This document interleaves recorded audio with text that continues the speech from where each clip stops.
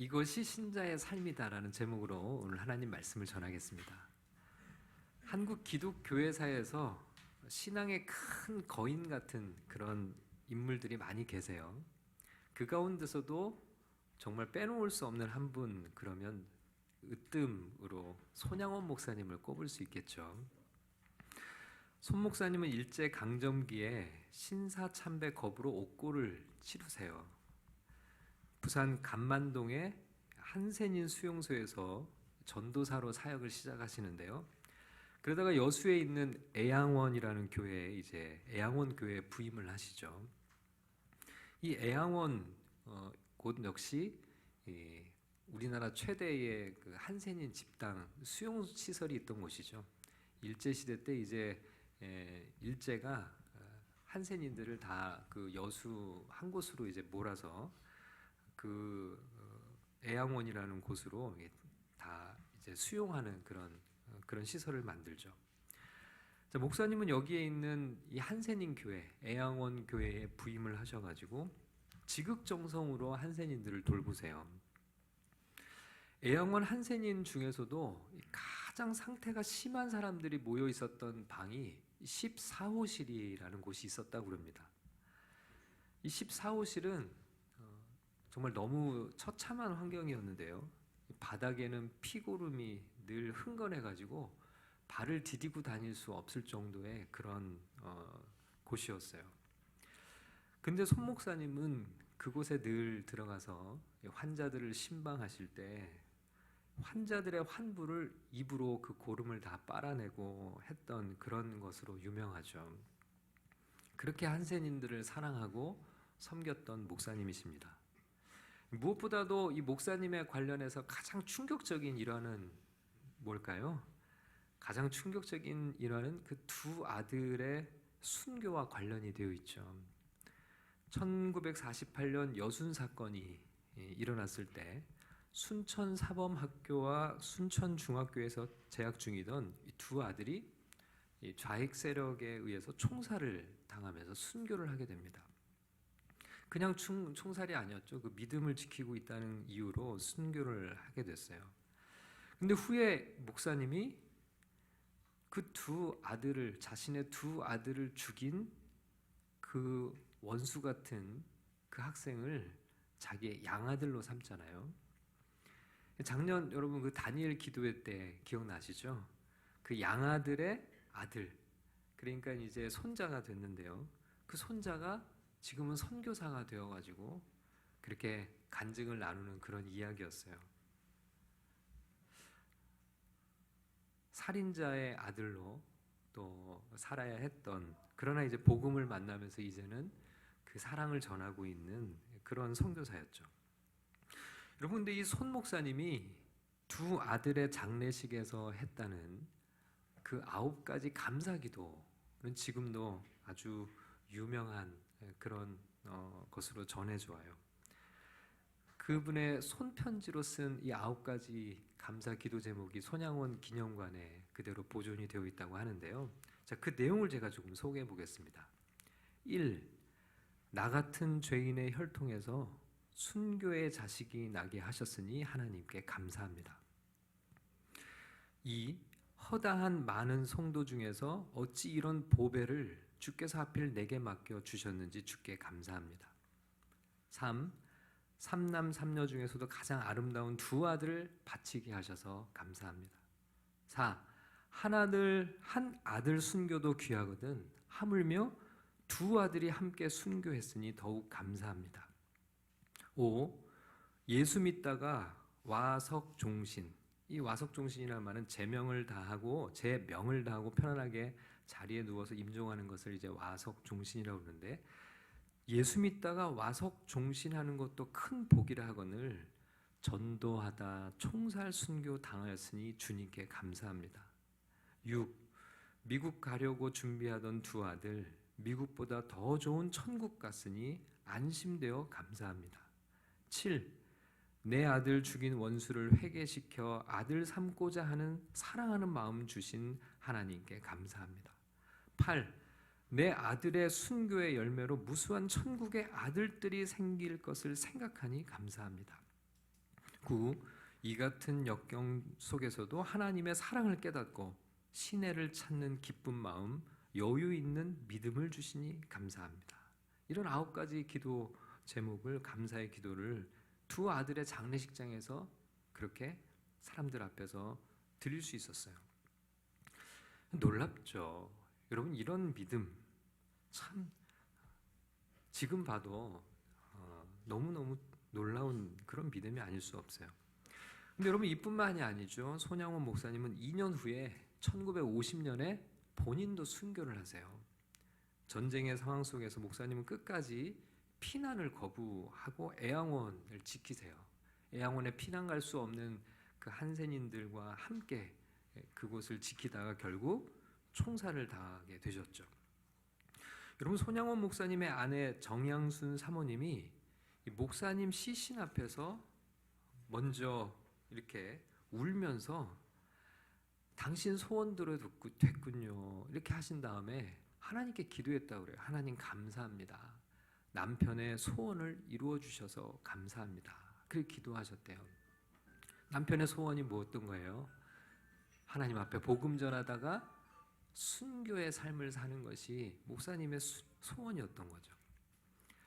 여러분, 그 목사님의 관련된 그 딸이 쓴 책이 있어요. 그 책에 이렇게 보면은 목사님의 가족 사진이 있거든요. 가족 사진. 하나 유일하게 남은 가족 사진이 딱 하나 있는데 그 사진이 어떤 사진이냐면 목사님의 시신을 앞에 놓고 가족들이 둘러서 찍은 사진이 있어요. 그러니까 이게 유일한 이 가족 사진이거든요. 이제 시신을 앞에 놓고 그 사모님이 우리 목사님과 마지막 사진이니까 가족들 다 모여서 찍자. 두 아들은 순교해서 없죠. 남은 가족들이 함께 찍은 목사님의 시신 앞에서 찍은 가족 사진. 진짜 이 목사님을 생각하면 이런 믿음의 삶을 어떻게 살 수 있을까? 그런 또 생각이 사실 우리의 마음엔 들죠. 여러분, 서기 150년 서머나 교회에서 불에 타서 순교한 교부 폴리캅이라는 분이 있어요. 폴리캅도 순교하는 순간 날 순교자 삼으십니까? 라고 영광스러워했다고 교회에서 전해져요. 여러분, 이런 분들은 그야말로 주님을 위해 순교할 수 있는 자격을 얻게 된 것을 그 누구보다도 감사하고 기뻐하고 영광스러워 하셨던 거죠. 이런 모습은 예수님의 제자들에게로 거슬러 올라갑니다. 여러분, 사도들 역시 예수님의 이름 때문에 고난당할 수 있었다는 사실로 인해서 크게 기뻐했는데요. 자, 오늘 우리가 읽은 본문 사도행전 5장 40절과 41절을 함께 다시 읽어보겠습니다. 시작. 그들이 옳게 여겨 사도들을 불러들여 채찍질하며 예수의 이름으로 말하는 것을 금하고 놓으니 사도들은 그 이름을 위하여 능력받는 일에 합당한 자로 여기심을 인하여 기뻐하면서 공회 앞을 떠나니라. 여러분, 유대교 지도자들은 예수님의 제자들인 사도들을 붙잡아서 채찍질했어요. 이건 이제 유대법에 따라 행한 것인데요. 가죽줄로 만든 채찍으로 죄수의 신체 상부의 맨살을 때리는 것이 채찍형입니다. 죄수는 무릎을 꿇고 세 줄 달린 채찍, 가죽 채찍으로 가슴과 등을 후려치는데 가슴을 한 번 때릴 때 등을 2번 매질을 해요. 그리고 율법은 매질이 40대가 넘어가지 못하도록 규정을 하고 있었기 때문에 39대까지 매질을 했습니다. 딱 죽지 않을 만큼 하는 거죠. 더 때리면 죽을 수도 있으니까요. 사도들은 이런 채찍질을 당하고 나서 그 이름을 위하여 능욕받는 일에 합당한 자로 여기심을 기뻐하면서 공회를 떠났다, 이렇게 기록을 하고 있어요. 세번역 성경은 예수의 이름 때문에 모욕당할 수 있는 자격을 얻게 된 것을 기뻐했다고 번역하는데요. 여러분, 예수님께서는 마가복음 13장 9절에서 이렇게 말씀하셨어요. 자, 함께 읽어보겠습니다. 너희는 스스로 조심하라. 사람들이 너희를 공회에 넘겨주겠고 너희를 회당에서 매질하겠으며 나로 말미암아 너희가 권력자들과 임금들 앞에 서리니 이는 그들에게 증거가 되려 함이라.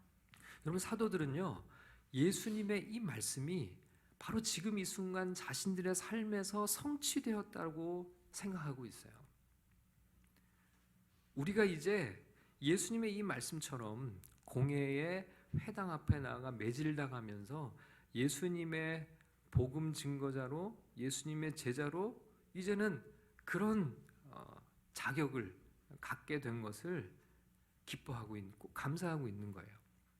여러분, 초대교회 성도들은 이런 고난받는 삶을 이 신자의 당연한 삶이라고 여겼던 것 같습니다.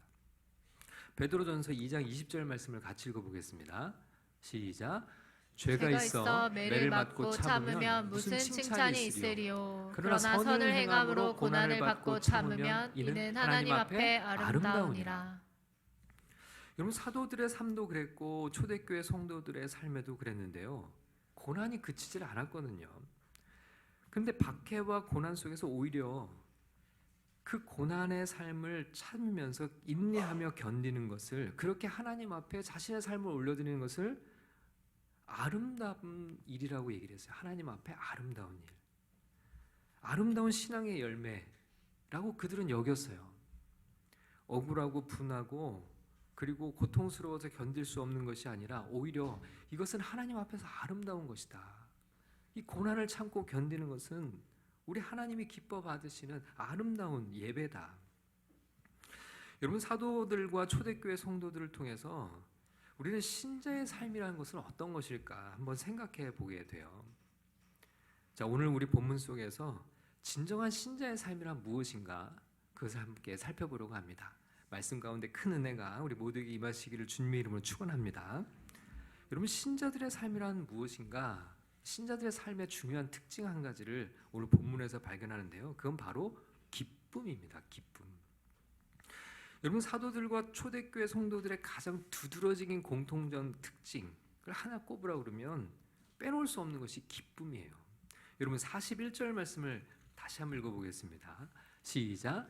사도들은 그 이름을 위하여 능력받는 일에 합당한 자로 여기심을 기뻐하면서 공회 앞을 떠나니라. 여러분, 40절의 말씀에 의하면 사도들은 지금 채찍질을 당했죠. 지금 몸 상태는 어때요? 살갗이 찢어지고 피가 나고 상처를 입었어요. 그 고통은 이루 말할 수 없이 지금 심각한 고통 속에 있습니다.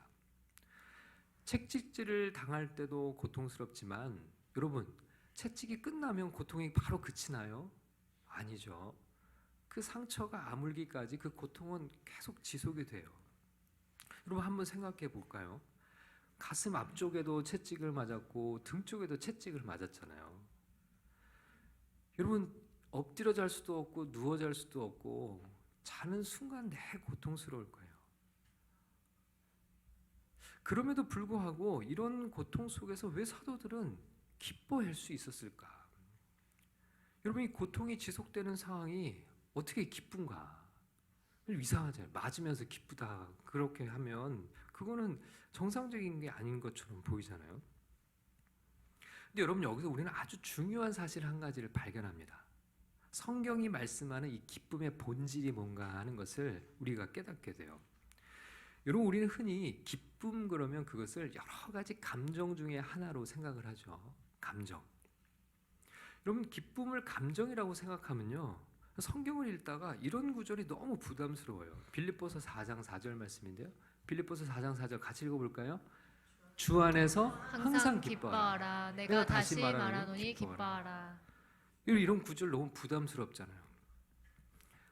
아니, 이 말씀은 저도 아는데요, 성경은 우리에게 항상 기뻐하라고 하시는데요, 저도 그러고 싶은데, 그런데 제 마음에 그 기쁨이 항상 있으면 좋겠는데 그렇지가 않아요. 기쁜 일이 있을 땐 물론 기쁘죠. 그런데 기뻐하려고 해도 기쁜 마음이 들지를 않아요. 기쁜 감정이 생기지를 않아요. 그럼 어떡하죠? 제 마음이 기쁘질 않은데 어떻게 항상 기뻐할 수 있을까요? 때로는 슬픈 일도 만나고 때로는 낙심되기도 하고. 근데 기독교인들은 기쁘지 않은데 오히려 그러면 기뻐하는 척이라도 해야 된다는 건가요? 그럼 너무 위선적인 신앙생활 아닌가요? 기쁘지 않은데 기쁜 척 하려니까 오히려 더 힘들어요. 뭐가 문제일까요, 여러분? 여러분, 성경은 우리에게 항상 기뻐하라고 하셨는데 기쁘지 않은 그 감정에 사로잡혀 있을 때 우리는 어떻게 기뻐할 수 있을까? 자, 여기서 문제는요, 우리가 이 기쁨을 감정으로 이해하는 데 있어요. 여러분, 좋은 일이 있을 땐 누구나 기쁜 감정이 드는 것은 아주 건강한 겁니다. 여러분, 슬플 때 기쁜 감정이 사라지고 슬픈 감정이 밀려드는 것도 지극히 건강한 거예요. 그건 자연스러운 겁니다. 원하던 대학에 학생이 합격했어요. 바라던 직장에 취업했어요. 원하는 이성에게 마음을 얻었어요. 얼마나 기뻐요. 기쁨에 겨워서 잠도 오질 않죠. 여러분, 이렇게 좋은 일이 있을 때 누구나 기쁨을 경험합니다. 기쁜 감정을 경험해요. 근데 성경은 항상 기뻐하라고 말씀해요. 그럼 이게 어떻게 가능한가? 기쁘지 않은데 어떻게 기뻐할 수 있는가? 마음이 괴롭고 몸이 아픈데 어떻게 기뻐할 수 있는가? 자, 여기서 성경이 말씀하는 기쁨의 진정한 의미를 우리가 발견해야 됩니다. 그리고 오늘 보면 41절의 사도들은 예수의 이름 때문에 모욕을 당할 수 있는 자격을 얻게 된 것으로 인해서 기뻐하거든요. 그리고 공회에서 물러나왔다고 기록하고 있어요. 채찍질 당하고 몸이 너무나 고통스러운 상황에서 사도들은 어떻게 기뻐할 수 있었을까? 여러분, 여기서 우리는 성경이 말씀하는 이 기쁨이 감정의 영역이 아니라 오히려 이성의 영역에서 일어나는 반응이라는 것을 확인할 수 있어요. 여러분, 채찍을 맞으면서 사도들은 그때 마음속으로 막 기쁨이 솟았다기보다는 사도들은 생각했어요. 그리고 주님의 말씀을 기억했습니다. 주님은 분명하게 말씀하셨거든요. 너희가 내 이름 때문에 공회에 가서 매를 맞을 것이다. 너희가 내 이름 때문에 고난을 받을 것이다. 주님의 말씀을 기억했어요. 그리고 자기 자신들을 돌아봤습니다. 여러분, 이 제자들이 어떤 모습이었죠? 얼마 전까지만 하더라도요, 죽음이 너무 두려워서 예수님을 부인했던 이들이잖아요. 그리고 예수님의 이름을 저주하고 도망쳤던 자신들이잖아요. 근데 이제는 예수의 이름을 위해서 기꺼이 채찍을 맞으면서 담대하게 목숨을 걸고 있는 자기 자신들을 지금 보고 있어요. 이 모든 것을 생각해 보니 이것은 너무 기쁜 생각이 들지 않을 수가 없는 거죠. 여러분, 이게 기쁨인 겁니다. 우리 그리스도인들의 기쁨이에요. 채찍에 맞으면서 기쁜 감정이 저절로 솟아난다는 것이 아니라 가만히 생각해 보니 이 상황은 정말 기뻐해야 할 마땅한 그런 상황인 거죠. 여러분, 항상 기뻐하라는 것은 힘들고 어려운 일을 겪으면서도 항상 행복한 감정, 기쁜 감정에 사로잡혀 있다는 것을 의미하는 것이 아니라 바로 이런 겁니다. 채찍에 맞는 이런 고통과 괴로움이 있는 이 순간에, 이를 악물고 아픔을 견뎌야 하는 이 순간에, 눈물이 나고 신음이 흘러나오는 이 순간에도 하나님의 말씀을 생각하고 그 말씀으로 내 상황을 해석하니 이 상황은 정말 기뻐 마땅한 그런 상황이라는 것을 깨닫게 되었기 때문에 사도들은 기뻐했다라고 얘기를 하는 거예요. 사도들은 이 순간에도 깊이 생각하고 있었던 거죠. 예수님의 말씀을 생각한 거예요. 너희가 내 이름으로 말미암아 모든 사람에게 미움을 받을 것이다. 그리고 자신들의 변화를 생각한 거죠. 주를 배신했던 과거를 생각하고 이제는 예수의 이름으로 채찍까지 맞고 있는 우리들의 모습을 발견한 거예요. 내가 이만큼 성장했구나. 내가 이제는 채찍을 감당할 만큼 그리스도의 이름을 위해서 내 생명을 내어놓을 만큼 내가 이렇게 하나님의 은혜에 사로잡혀 살아가고 있을 만큼 성장했구나. 그걸 생각하니까 기쁘다는 거예요. 이제는 예수의 이름 때문에 기꺼이 모욕을 당하면서도 도망치지 않고 담대하게 고난을 자처하면서 복음을 전하고 있는 자신들의 모습을 생각하니 너무 기쁜 거예요. 여러분, 이것이 바로 우리 그리스도인들의 기쁨입니다. 항상 기뻐하라는 말씀의 본질이에요. 여러분, 우리가 감정을 따라가면 우리의 마음은 수시로 달라져요. 하루에도 수없이 달라집니다. 감정이 좋을 때가 있는가 하면 곤두박질 칠 때가 있고요. 우울함과 낙심으로 지칠 때가 있어요. 근데 여러분, 우리가 하나님의 은혜를 생각하고 하나님이 내게 주신 그 구원의 은총을 깊이 묵상하고, 그리고 내가 이 우울함과 이 감정 속에서, 낙심 속에서도 하나님을 붙들고 있는 나 자신을 바라볼 때, 그럴 때 정말 이것은 감사하고 하나님의 은혜가 아니라고 부인할 수 없는 이 상황 속에서 기쁨을 찾게 되는 거죠. 그렇기 때문에 여러분, 우리 그리스도인들은 신자의 삶을 살아가기 위해서 우리가 훈련해야 하는 것은 깊은 생각의 훈련이에요. 여러분, 신자들은 항상 묵상을 훈련해야 됩니다. 여러분, 묵상이 뭔가요? 말씀을 깊이 생각하고 그 말씀으로 내 상황을 해석할 수 있는 훈련을 하는 것이 바로 묵상이죠. 여러분, 많은 그리스도인들이 기쁨을 잃어버리는 것은 이런 묵상에 훈련되어 있지 않기 때문에 그래요. 어떤 상황 속에서도 말씀을 붙들고 내 상황을 해석할 수 있는 사람은 항상 기뻐할 수 있는 거예요. 여러분, 기쁨은 내 삶을 말씀으로 해석한 결과라는 것입니다. 사도 바울이요, 이런 묵상의 신뢰를 보여줘요.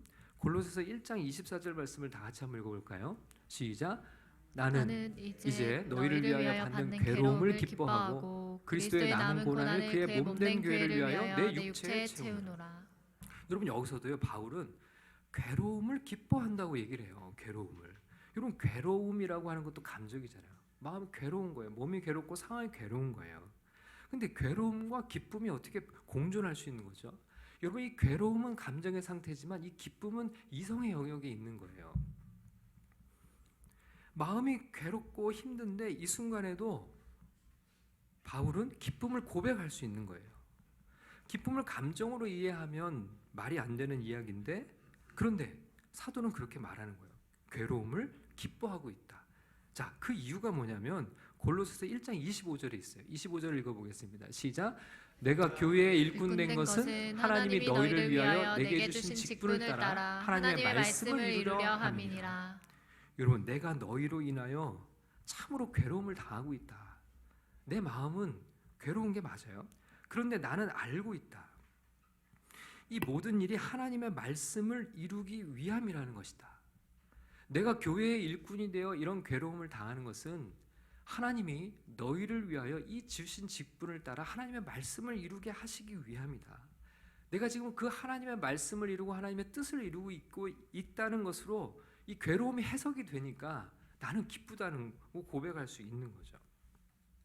내가 교회에 일꾼 된 것은 너희를 위해 그런 괴로움도 감수하라고 하나님이 내게 주신 이 직분을 주신 이 하나님의 뜻을 이룬다는 것을 내가 알기 때문에, 믿기 때문에 기쁘다는 거예요. 이것이 바로 바울이 우리에게 항상 기뻐하라고 하신 말씀의 본질입니다. 여러분, 많은 그리스도인들이 기쁘지 않다고 말해요. 기쁜 일이 없다고 얘기를 합니다. 그래서 표정이 어둡고 침울할 때가 많아요. 근데 여러분, 진짜 문제는 기쁜 일이 아니라 자신을 바로 해석하지 못하는 거예요. 깊은 생각 훈련이 안 되어 있기 때문에 그렇습니다. 항상 기뻐할 수 있는 것은 항상 기쁨의 감정이 일어난다는 것이 아니라 항상 생각할 수 있다는 거예요.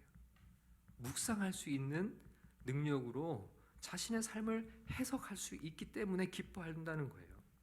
여러분, 어떤 상황에서도 약속의 말씀을 생각하는 것, 그리고 그 말씀으로 상황을 바라보는 것. 여러분, 채찍질을 당하면서도 지금 사도들은 생각했어요. 생각해보니 예수의 이름으로 모욕당하고 있는 이것은 어마어마한 특권이다. 아무나 예수의 이름으로 이런 일을 감당할 수 있는 것이 아니다. 이것을 감당하는 것조차도 내가 하는 것이 아니라 내 안에 계신 성령의 능력이다. 이들은 그걸 생각한 거죠. 그렇기 때문에 채찍은 고통스럽지만 예수의 이름으로 채찍을 맞을 수 있다는 그 사실로 기뻐하지 않을 수가 없었던 거예요. 여러분, 이것이 그리스도인들이 누릴 수 있는 기쁨입니다. 주 안에서 항상 기뻐하라. 내가 다시 말하노니 기뻐하라. 그것은 이런 얘기예요. 항상 생각하십시오. 하나님의 약속의 말씀을 생각하십시오. 우리가 하나님의 자녀라는 것을 기억하십시오. 하나님이 항상 나와 함께 계심을 기억하십시오. 여러분, 감정을 따라가지 말고 우리는 말씀을 따라가야 됩니다. 주 안에서 항상 기뻐하고 또 기뻐하는, 그렇게 말씀으로 우리의 삶을 묵상하며 우리 자신을 해석할 수 있는, 그래서 기쁨을 잃지 않고 기쁨을 전하며 살아가는 우리 그리스도인들이 다 될 수 있기를 주님의 이름으로 축원합니다. 아멘. 자, 신자들의 삶의 두 번째 특징은 세상과 타협하지 않는다는 겁니다. 여러분, 오늘 본문 사도행전 5장 27절에서 29절을 함께 읽어보겠습니다. 시작. 그들을 끌어다가 공회 앞에 세우니 대제사장이 물어 이르되 우리가 이 이름으로 사람을 가르치지 말라고 엄금하였으되 너희가 너희 가르침을 예루살렘에 가득하게 하니 이 사람의 피를 우리에게로 돌리고자 함이로다. 베드로와 사도들이 대답하여 이르되 사람보다 하나님께 순종하는 것이 마땅하니라. 여러분, 베드로와 사도들이 대답해요. 사람에게 복종하는 것보다 하나님께 복종하는 것이 마땅하니라. 여러분, 지금 사도들이 왜 채찍을 맞아야 했을까요? 사실은 타협하지 않았기 때문에 그래요. 유대 지도자들은 사도들에게 예수의 이름으로 가르치지 말라고 명령했어요. 4장 18절을 보면 예수의 이름을 가르치지도 말고 절대로 예수의 이름으로 말하지도 말라고 했습니다. 오늘 보면 28절을 잘 보시면 대제사장이 사도들을 신문하면서 예수라는 이름을 언급하지 않아요. 여러분, 지금 우리가 본 본문을 보면요, 예수라는 말을 대제사장이 입에 꺼내지도 않습니다. 그 이름 그렇게 얘기해요. 그 이름, 그 사람 그렇게 얘기를 합니다. 그 이름을 얘기하지 마라. 그 사람 얘기하지 마라. 그러니까 여러분, 예수의 이름을 말하는 것조차 대제사장과 종교 지도자는 거부하고 있어요. 유대 지도자들이 예수를 얼마나 싫어하고 증오하고 시기하고 있는지를 잘 볼 수 있어요. 그것은 지금 얼마나 살벌한 분위기인지가 느껴지죠. 근데 이에 대해서 베드로가 사도들이 이렇게 대답하는 거예요. 사람에게 복종하는 것보다, 그건 지금 유대 지도자들 향해서 너희들에게 복종하는 것보다 눈에 보이지 않으나 하나님께 복종하는 것이 마땅하지 않냐. 앞에서도 사도들은 같은 대답을 했습니다. 자, 그때의 베드로와 요한은 대답하였다. 하나님의 말씀을 듣는 것보다 당신들의 말을 듣는 것이 하나님 보시기에 옳은 것인가를 판단해 보십시오. 여러분, 이것은요, 우리 그리스도인 신자들 앞에 늘 놓여 있는 두 가지 선택지예요. 사람에게 복종할 것인가, 하나님께 복종할 것인가. 사람들에게 인정을 받을 것인가, 하나님께 인정을 받을 것인가. 사람을 기쁘게 할 것인가, 하나님을 기쁘시게 할 것인가. 사람들의 말을 듣고 따라갈 것인가, 하나님의 말씀인 성경을 따라 듣고 따라갈 것인가. 사람들을 의지하고 사람의 도움을 따라 살아갈 것인가, 하나님을 의지하고 하나님의 도움을 구하며 살아갈 것인가. 여러분, 많은 그리스도인들이 이 두 갈래 사이에서 적당하게 타협하며 살아갈 길을 찾습니다. 눈에 보이지 않는 하나님보다도 오히려 당장 내 눈앞에 있는 사람을 더 의지하며 살아가는 선택을 할 때가 있어요. 우리가 신앙의 삶을 살아가면서 세상과 아무런 부딪힘이 없다면 오히려 우리의 신앙을 한번 점검해 볼 필요가 있는 것 같아요. 때로는요, 정반대인 경우도 있어요. 세상과 조화를 구하면서 살아가는데 오히려 신앙이 걸림돌이 자꾸 되는 거예요. 신앙이 부딪히는 거죠. 세상에서 살아가는데 오히려 신앙이 걸림돌이 되고 말씀이 거치는 돌이 되는 거예요. 여러분, 예수님께서는 이렇게 말씀하셨습니다. 요한복음 15장 19절 말씀을 같이 읽겠습니다. 시작. 너희가 세상에 속하였으면 세상에 자기의 것을 사랑할 것이나 너희는 세상에 속한 자가 아니요 도리어 내가 너희를 세상에서 택하였기 때문에 세상이 너희를 미워하느니라. 그럼 이것은요, 예수님을 믿고 살아가는 신자들의 삶에 자연스러운 거예요. 세상이 너희를 미워하는 것은 자연스러운 것이다. 여러분, 오히려 사도 요한은 이것을 이상히 여기지 말라고 했어요. 요한일서 3장 13절 읽겠습니다. 시작. 형제들아, 세상이 너희를 미워하여도 이상히 여기지 말라. 여러분, 우리는 두 주인을 섬길 수 없어요. 악인과 선인에게 모두 칭찬받을 수 없습니다. 우리는 누구에게 복종해야 하는가? 분명하죠. 예수의 이름으로 모욕당할 수 있는 고귀한 자격을 가진 이들은 이것에 분명한 기준을 가지고 있어요. 하나님을 섬길 것인가, 사람들을 따를 것인가에 대해서는 절대로 타협하지 않습니다. 오직 삶의 모든 기준은 하나님임을 고백하죠. 이것은 주님의 말씀이에요. 다른 것을 다 양보해도 이것만큼은 양보할 수 없어요. 사도들은 어떤 위협과 명령에도 굴하지 않았습니다. 감옥에 갇히고 채찍에 맞아도 심지어는 목숨을 잃어도 이것은 분명했어요. 타협할 수 없는 거죠. 사람이 아니라 하나님께만 복종하리라. 사도들은 우리에게 말합니다. 하나님께 복종하는 것이 마땅하다. 그것이 신자의 삶이다. 그것이 바로 우리의 삶이어야 한다. 우리 하나님만을 섬기고 따르며 주의 말씀에만 순종하며 살아가는 우리 모두가 될 수 있기를 주님의 이름으로 간절히 축원합니다.